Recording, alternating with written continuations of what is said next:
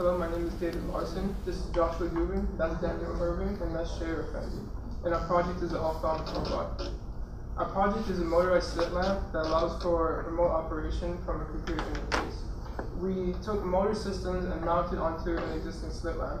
We were tasked with improving off the PhD candidate Melissa Morris's existing prototype shown in the picture. Her prototype was funded by Dr. Austin Bach. Our prototype would be given to a company for further refinement and development. Motivation for our project is that the ophthalmic robot can be controlled remotely, so the doctor doesn't necessarily have to be in the examination room to be doing the eye exam. It's cost-effective and adaptable. Cost-effective because you're mounting motor systems onto an already purchased slit lamp. Ophthalmic operations are complex and risky, where physician fatigue is a factor. After working with a manual slit lamp for hours, the doctor can become tired. Slit lamp is an instrument consisting of a high-intensity light source that can be focused to shine a thin beam of light into the eye. It provides a stereoscopic magnified view into the eye structure. In other words, it's an eye microscope. So though, as David mentioned, how our work will be forwarded to a company for further development, the initial goal of the project was for the slit lamp to be used in the actual field and industry in an actual doctor's office. And for that reason, it was important to adhere and abide by standards to make it fit for use in the industry. Due to this device being ultimately a medical device, we found that the FDA takes precedence over other standardizing organizations. That said, within the FDA database, due to our work being one of the first of its kind, there wasn't specific documentation for roboticized slit lamps outlined. However, we were able to look at similar documentation for other medical devices and robotic pieces of equipment and draw generalized standardizations and apply it to our project, such as electrical power safety, in general, just making sure we don't overpower any motorized systems, raising any potential harm, making sure the software that we develop to run these motorized systems is developed nicely and glitch-free, again, to prevent any possible malfunction, and in general, just making sure any physical modifications to the slit lamp do not pose any harm to the patient. So just to give you like an overview of what's actually under research at the moment, in 2009 in Japan at a conference, this robotic slit lamp for tele-ophthalmology was introduced. The purpose of actually explaining this model to you is it uses a similar concept to ours, which is of establishing 4 planes. For media, it will establish 2 planes. We have an XY base, and it uses 4 planes, which is X, Y, Z, and R, to run on guided tracks. Our design overview for our senior design project includes fitting a slit lamp with mechanical components that will be used to power the power crossover motors used to adjust the adjustment system of the slit lamp. Those mechanical components include a belt and pulley system and a rack and pinion system. Next, we'll mount the motors to the slit lamp using command strips in an attempt to allow for easy attachment and removal for maintenance purposes. Also, the original base that Melissa gave us will change completely and move to an XY base that allows for smooth movement in the XY direction of the entire slit lamp using stepper motors. And finally, we'll create a remote interface for medical professionals to be able to control the adjustment systems of the slit lamp from multiple locations. Here on the left, you'll see the original design that Melissa had. It uses a rubber band and a spool of thread as a belt and pulley system. While this may look a bit unorthodox, it is actually the system that worked the best out of all of them. So to enhance on that, we use a black belt and a back pulley system, as you'll see in our SolidWorks design on the right, to give a more aesthetically pleasing look. Here on the left, you'll see the original design for our slit width system. Melissa actually attempted to use a friction disc to move the slit width knob. While this may look like it works properly, when actually ran, the design does not give a continuous motion of the slit width knob. So we use a belt and pulley system again to give a higher degree of contact between the actual knob and the adjustment system on the slit lamp. So here are 2 of the other original systems that were implemented to allow for the alteration of 2 of the physical components of the slit lamp, that is the lens rotation and the illumination rotation system. As the name suggests, the lens rotation system drives the rotation of this arm that contains the lens piece that the doctor looks through to actually conduct the eye examination. And the illumination system, it drives this arm, which mounts the light that actually aids in being able to conduct the examination. Like the previous system that Daniel just explained, these 2 previously were attempted to be used by friction discs The only difference between the two is that the illumination rotation one, as you can see, unlike the lens rotation, which is a purely vertical contact, this one actually has a curved contact, and thus making it more difficult to achieve the desired friction, but all in all, both of them did not result in the necessary friction force required. So we improved on those by designing the models that you see here. The main difference, we completely did away with the friction disc and we implemented a curved rack and pinion. These two pieces right here represent the arms that I was showing previously. We simply took the diameter of those arms, modeled a curved rack with the same radius of curvature, then modeled the pinion with the same diametral pitch as the rack, outfitted that pinion to the motor, mounted the motor, and thus we had the seamless, smooth motion required. Here we have the original XY base that the slit lamp would rest on and ideally allow for motion in both the X and Y direction. As you can see, it features 3 omni wheels. If you're unfamiliar with omni wheels, it's essentially one big wheel that is composed of multiple smaller wheels mounted in a circle. Although this does technically function and would move in the X and Y directions, just due to the nature of omni wheels, it resulted in extremely undesired jerky motion that completely went against the standards that we're trying to abide by. And so with that said, we completely did away with that design and we completely redesigned and revamped it.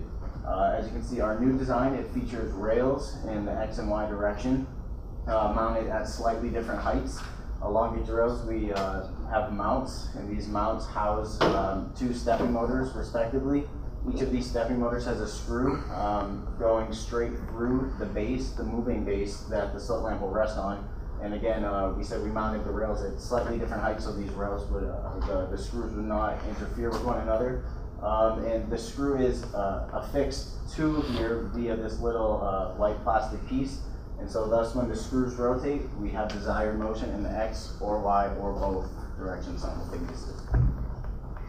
So an important part of our engineering analysis was the XY stage static friction, so there's movement. We decided to make our design around stepper motors that were already available to us, and they provided a maximum thrust force of 25 pounds. With a maximum system weight of 35 pounds and friction coefficient of 0.6, we would need the motors to give us maximum 21 pounds. As long as that relation is satisfied, there is movement of the XY stage platform. Another piece of important engineering analysis is designing rods to be able to hold up to the reaction force of the motors. The rods may experience a maximum distributed load of 25 pounds over the width of the motor mounts. Picture on the left is the top view of the XY stage. The thrust force will be going into the moving platform and the reaction forces will be coming out. Picture on the right is a free body diagram of the reaction force acting onto the rods. One UC yield criterion was conducted to calculate minimum rod diameter for a design factor of safety of 1.25. Then, after we selected a rod diameter of 5/16 inches, we calculated factor of safety and maximum deflection. And we decided that we would stick with either stainless steel rods or steel rods because aluminum didn't hold up, or we need to use too big of rods. Here are pictures of our fabricated XY stage. We decided to make it mostly out of wood due to cost constraints. The ball bearings underneath it, the holes were drilled using spherical drill bits. The ball bearings are stainless steel. The motors are placed into the 3D printed mounts and attached to both the moving platform and to the rods. And here's a short sped up video of our XY stage in motion. When the video was taken, our power source was insufficient. We used 3.3 volts where 12 volts should have been used.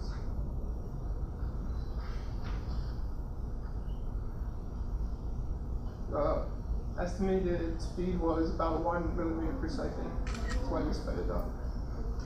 Here we have our gear rotation system. The gear rotation systems are used to control both the binocular arm and the slit lamp arm on the slit lamp system. We chose to use gears because it allowed for a higher contact between the mechanical components and the actual adjustment areas. As you can see on the video on the left, we use a potentiometer to control both speed and direction of the binocular arm and the lens arm. And next we have our slit height system. As you can see in the video on the left, we're able to control it in steps of about 5 degrees at each step. We chose to use friction tape instead of the rubber belts because it allowed for us to reduce our cost.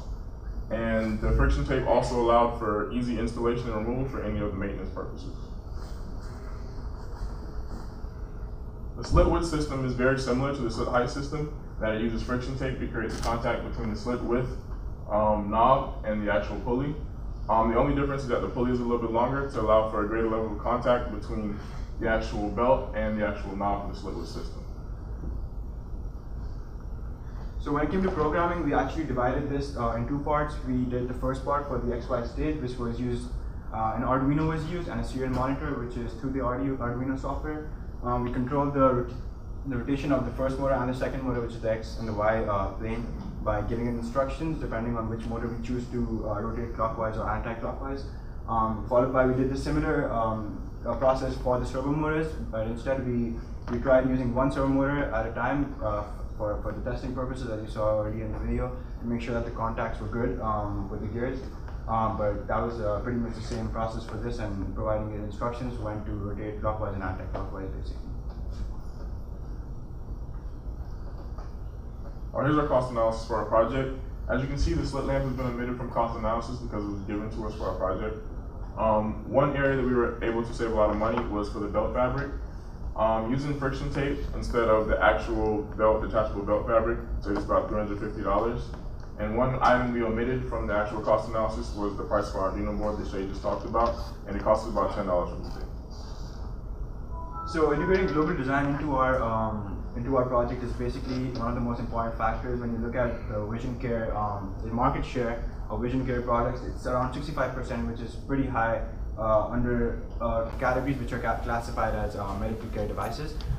So when you look at that, we're going to need a user interface which is in multiple languages, especially Spanish, English, and French. The other one is making sure the robot is equipped with universal controls, which in our case was through a serial monitor, giving it instructions to make sure it does follow basically what we ask it to do. Thirdly is the relatively low cost of manufacture, since our prototype is not going to see the inside of like an operation theater. It's basically going to be used as a tool to mimic and like as a kit that you can use and install on another slit lamp. So it's pretty low cost to manufacture, 150, 160 around. That was the cost, and basically having a range of 100 and 220 volts, depending on which country the robot's going to be operating. When we look at the environmental aspects and sustainability, we did a lot of 3D printing to make sure the gears in the rack and pinion were all set. So it did require a lot of energy, which is, yes, you're using a lot of energy, but it did minimize waste when you compare it to other manufacturing methods such as drilling or milling. So we didn't reduce our waste, but did produce non-biodegradable byproducts, but less quantity, that's for sure. The other part was our base was made out of wood, which is also a sustainable resource, so we were good, and our parts are definitely sturdy and durable for sure. To conclude it all, we're gonna actually focus towards increasing supply to our stepper motor, as you saw in the video. It did record movement, but it was really slow, between 1 millimeters per second, so we had to speed up the video. So it's just supplying more power to the motors and servos, and improving on the remote interface, which is to control the slit lamp, which Melissa's already developed, which is through the Wi-Fi system. So you log on to a server and you can basically control the robot remotely from any location. With this, we're going to conclude our presentation and open the floor for questions. Thank you.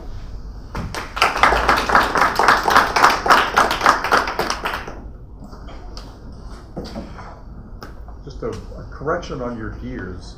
A rack, when you bend it, changes the diametral pitch, because you're going from a linear to a round thing. So we didn't print it straight and then bend it. We actually printed it curved. okay, then it's a segment gear, not a rack. Gotcha. Okay. We make a round. If we make segment gears, we make a complete round gear and then cut it in half, or whatever you want there. Technical. That's all. Anything else? Just see your platform made out of wood. The concern I would have there is environmental influences on expansion and contraction of a piece of wood in a precision instrument. Yeah, but it's just as we explained earlier, it's going to be used as a tool to like mimic off of. So it's never going to actually see the inside of an operation theater. So we're just going to use it to demonstrate. Hopefully, whoever is like going to fund us or take on this project and move on with it. mainly concerned about keeping costs down. That's a big factor for us. We had wanted to machine it out of aluminum, but that's too expensive for our budget, so that's why we deployed. But for real world application, obviously, it probably would not be adequate. A question that doesn't have much to do with what you built, but why is a slit lamp, why would you want to change the size of the slit lamp? Why does the doctor want to do that? Adjustment? The idea was to be able to operate it remotely, so the doctor can be on one side of the country and have a nurse in his doctor's office with the patient, so he can send his computer and conduct an eye exam on a patient. That's what we had in mind with it originally. So are you changing the width of the slit lamp? You're changing the size of the light, you're rotating the whole microscope, the light too, you're rotating it, you're changing it from the computer. That's what the idea was. Okay, so it's the total movement, Yeah. not just opening and closing a slit lamp.